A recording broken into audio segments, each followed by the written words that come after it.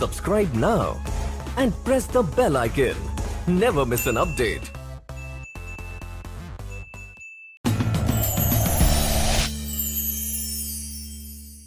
Hello friends, बहुत बहुत स्वागत आप सभी का हमारे यूट्यूब चैनल योर्स केयरफुली में। दोस्तों, आज मैं आपसे बात करना चाहूँगी दालचीनी के बारे में। दालचीनी के बारे में मैंने पहले भी एक वीडियो डाली थी, एक पोस्ट की थी वीडियो। उम्मीद करती हूँ आपने वो वीडियो देखी होगी। उसमें मैंने दालचीनी के लाभ आपको बताए थे। अगर आप भी जानना चाहते हैं कि दालचीनी के क्या क्या फ़ायदे हैं तो मैं आपको वो लिंक भेज रही हूँ, आप डिस्क्रिप्शन में देख सकते हैं। वो लिंक आप उस पर क्लिक कीजिए और दालचीनी के फ़ायदों के बारे में जानिए।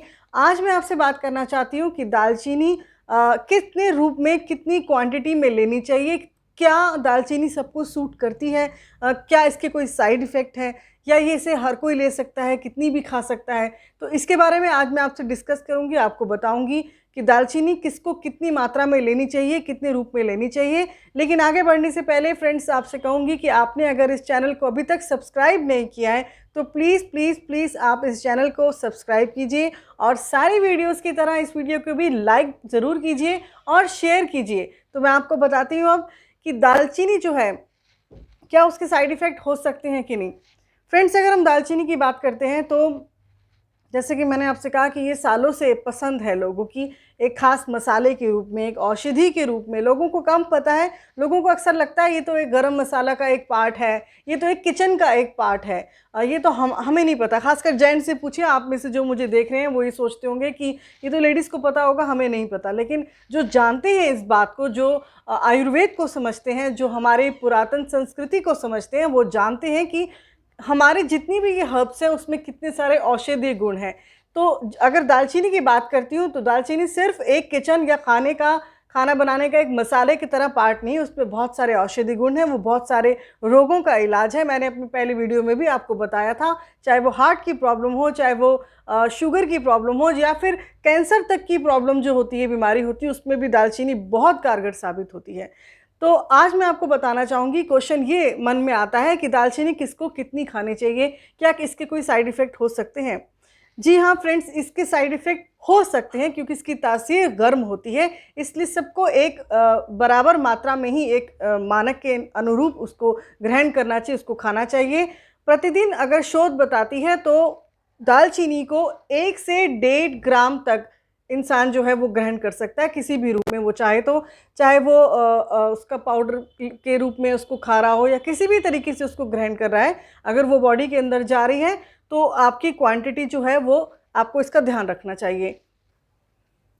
फ्रेंड्स, साइड इफ़ेक्ट की अगर हम बात करते हैं तो इसको मैं बताना चाहूँगी, जो भी इसको ग्रहण करना चाहता है, लेना चाहता है, उसको अपनी रोग के हिसाब से, जो है मरीज़ का रोग हो, मरीज़ की उम्र है, उसके हिसाब से उसको क्वांटिटी लेनी चाहिए। नॉर्मली जो एक क्वांटिटी है वो मैंने आपको सिर्फ बताई कि 1 से 1.5 ग्राम तक उसको लेना चाहिए। और अगर साइड इफ़ेक्ट की बात करते हैं तो मैं ज़रूर आपसे कहूँगी कि अगर आपको लगता है कि दालचीनी लेने के बाद हमें कुछ जलन हो रही है, हमें कोई, हमारी सांस तेज़ हो रही है, दिल की धड़कन तेज़ हो रही है या फिर और भी ऐसी कुछ प्रॉब्लम हो रही है, तो आप ज़रूर अपने किसी जो हकीम से, वैद्य से ज़रूर कंसल्ट करिए। और हो सके तो आप तभी ग्रहण कीजिए जैसे वो आपको बताते हैं।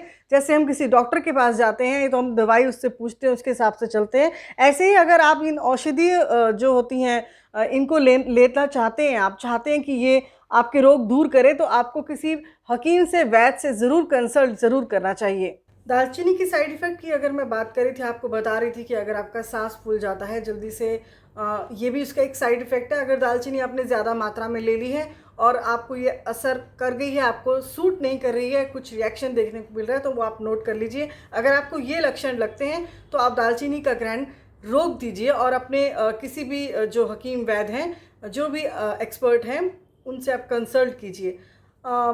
मैं आपको साइड इफ़ेक्ट के बारे में बता रही थी। अगर आपको लगता है कि आपको सांस फूल रही है या फिर आपको लगता है स्किन में कोई एलर्जी नज़र आ रही है आपको, या फिर आपके मुंह में एक छाले हो गए, सूजन हो गई, आपकी जीभ में आपके छाले हो जाए, सूजन हो जाए, तो आप स्टॉप कर दीजिए, दालचीनी का प्रयोग आप रोक दीजिए।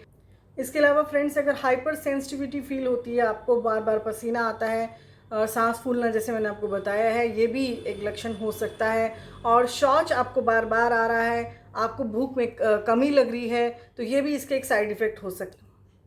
दालचीनी यानी सिनेमन का हम कई तरीके से ले सकते हैं, किसी भी रूप में ले सकते हैं, छाल के रूप में ले सकते हैं, एक्सट्रैक्ट के रूप में ले सकते हैं, हम उसको तेल के रूप में ले सकते हैं, पाउडर के रूप में ले सकते हैं, किसी भी रूप में ले सकते हैं। बस आपको सिर्फ और सिर्फ इतना ध्यान रखना है कि क्वांटिटी ज़्यादा नहीं होनी चाहिए, और जितनी क्वांटिटी अगर आपको बताई गई है तो बहुत अच्छी बात है, आप उसके हिसाब से चलिए। नहीं तो आप दालचीनी को उपयोग करते हुए थोड़ी सी सावधानी ज़रूर रखिए, लेकिन ऐसा नहीं है कि दालचीनी उपयोग नहीं करनी चाहिए। दालचीनी को उपयोग में ज़रूर लाना चाहिए क्योंकि ये बहुत ही उपयोगी है। एक बार फिर कहूँगी, आपको लिंक मैंने दिया है, आपको फ़ायदे बताए हैं, दालचीनी के कितने फ़ायदे हैं वो फ़ायदे ज़रूर देखिए और ज़रा सा अपना ध्यान रखिए। हमें बहुत अच्छा लगता है जब आप कहते हैं कि हम अपना ध्यान रखते हैं, हमें जब रिस्पॉन्स मिलता है, हमें मैसेज मिलते हैं, कमेंट्स मिलते हैं। फ्रेंड्स, लाइक शेयर कमेंट ज़रूर कीजिए सारी वीडियोस को, और प्लीज़ प्लीज़ प्लीज़ एक बार फिर कहूँगी, अगर सब्सक्राइब नहीं किया है तो सब्सक्राइब अभी कीजिए, बिल्कुल अभी कीजिए। देखिए वीडियो ख़त्म हो गया है मेरा, लेकिन आपने अभी तक सब्सक्राइब नहीं करा है, आप सब्सक्राइब कीजिए, आपका प्यार चाहिए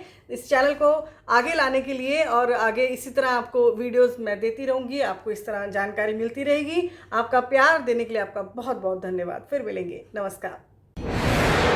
Subscribe now and press the bell icon. Never miss an update.